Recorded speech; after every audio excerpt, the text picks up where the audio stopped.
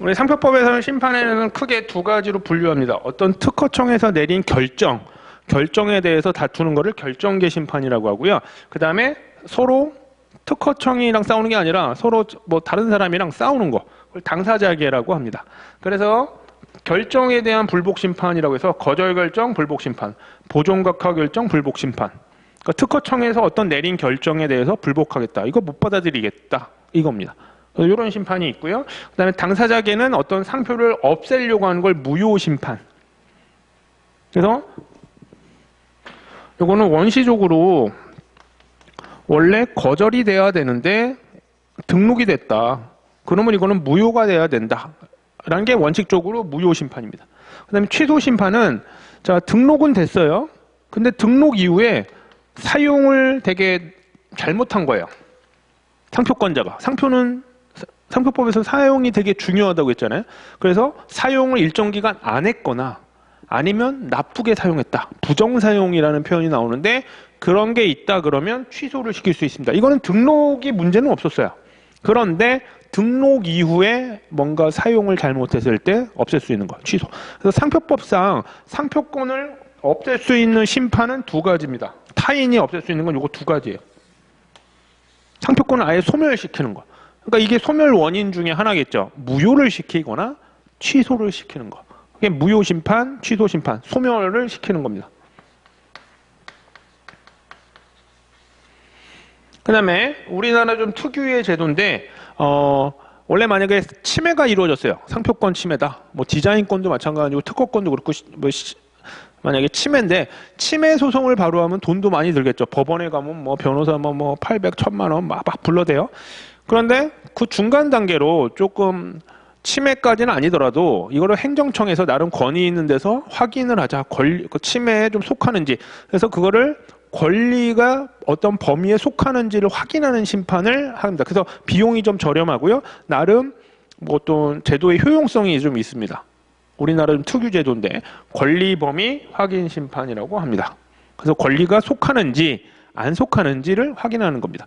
그래서 거기에 인정되면 나중에 침해나 이런 거를 만약에 소송까지 가거나 형사 고소가 이루어졌다 그러면 되게 중요한 증거가 돼요.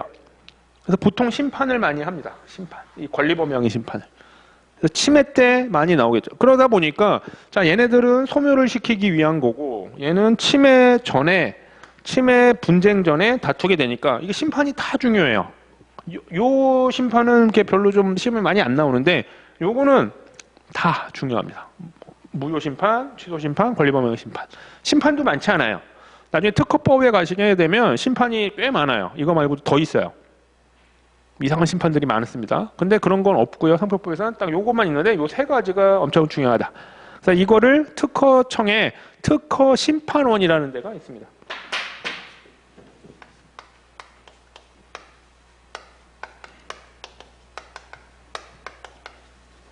그래서 특허심판원에서 얘네 애들을 관리를 하게 되는 거죠. 그래서 그래서 이거 대전에 있잖아요. 그래서 뭐 심판을 하게 되면 대전에 가기도 하고요. 또 뭐 서울 사무소도 있어서 서울 사무소에서 간이로 심판을 하게 되기도 하고. 그 다음에 뭐 만약에 소송까지 가게 된다 그러면 특허법원인데 특허법원도 대전에 있습니다. 그래서 대전에 출장을 많이 가죠. 변리사들이. 그래서 심사 때문이라도 대전에 가기도 하고요. 심사관을 만나거나 그럴 때. 그 다음에 심판을 하게 돼도 대전. 그 다음에 특허법원도 대전. 이렇게 됩니다. 예, 그래서 이렇게 알아두시면 돼요.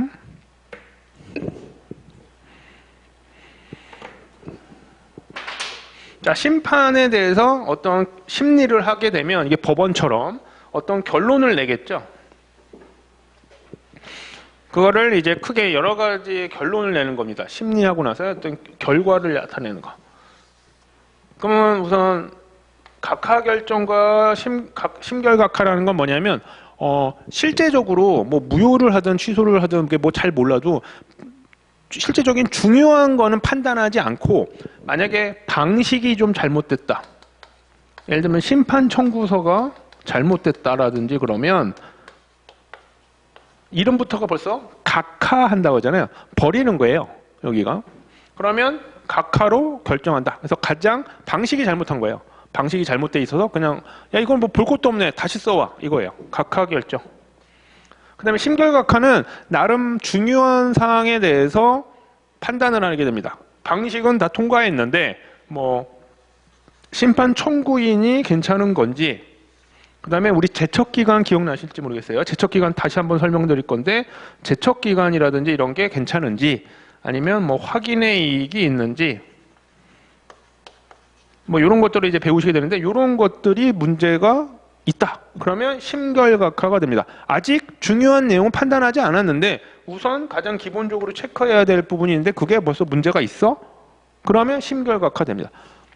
자, 그 다음에 이걸 통과했어요. 문제가 없어요. 그러면 이제 본안 판단이라고 해서 실제적인 중요한 내용을 판단을 하겠죠. 판단을 했더니 우리가 법률적인 뭐 등록 요건도 공부하시고 막 그랬지만 그런 것들을 이제 심판관이 판단을 해서 받아들여지면 인용이 된답니다. 이걸 이제 이겼다고 볼 수 있겠죠. 심판 청구한 사람이. 기각이라는 거는 각이라는 걸 항상 버리는 거예요. 그래서 요거는 패한 거다.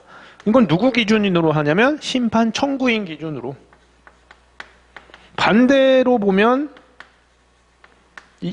반대가 되겠죠. 그래서 심판 청구인의 반대가 피청구인이라고 합니다. 그래서 한쪽이 이겼다면 한쪽이 지게 되겠죠. 그렇죠? 그래서 인용 신결됐다 그러면 청구가 받아들여졌으니까 심판 청구인이 이겼겠네 이거고요. 기각됐다 그러면 피청구인이 이긴 거죠. 심판 청구인이 패한 거고. 그렇죠?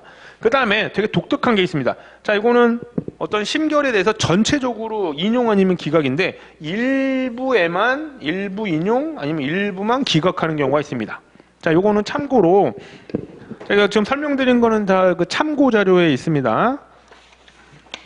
페이지로 보면 116페이지에 있죠. 116페이지 그런 것들을 쓰실 수 있으면, 자, 요거는 무효 심판에만 있습니다.